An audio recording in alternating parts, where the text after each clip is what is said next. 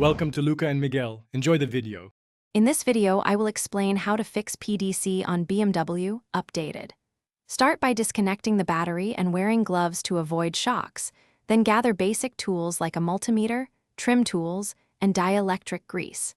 Inspect bumper clips and sensor harnesses for visible damage, and clean sensors with isopropyl alcohol.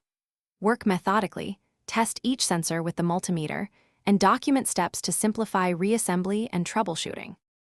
Begin diagnosis by scanning for PDC fault codes and recording any sensor-specific errors. Next, visually inspect each ultrasonic sensor and its mounting for cracks, misalignment, or debris that could block signals. Probe wiring harnesses and connectors, checking for corrosion, bent pins, or broken insulation. Use a multimeter to verify power and ground at each connector, and wiggle harnesses while monitoring codes to reveal intermittent faults. If you're finding this video helpful, please subscribe and like to help the channel grow. Quick recommendation: life's too short for cheap socks.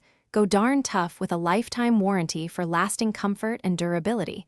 They pair nicely with long garage sessions. Check the video description for the link and other deals so you can grab a pair if you want. Now let's get back to the video. For repairs, replace faulty sensors using OEM or equivalent parts and secure mounting clips properly.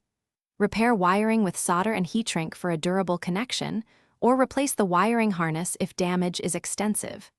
Reinstall the bumper carefully, ensuring sensors sit flush and connectors are sealed with dielectric grease. After assembly, perform a full PDC calibration or relearn using your scanner or dealer procedure. Then test sensors by slowly approaching obstacles to confirm correct operation.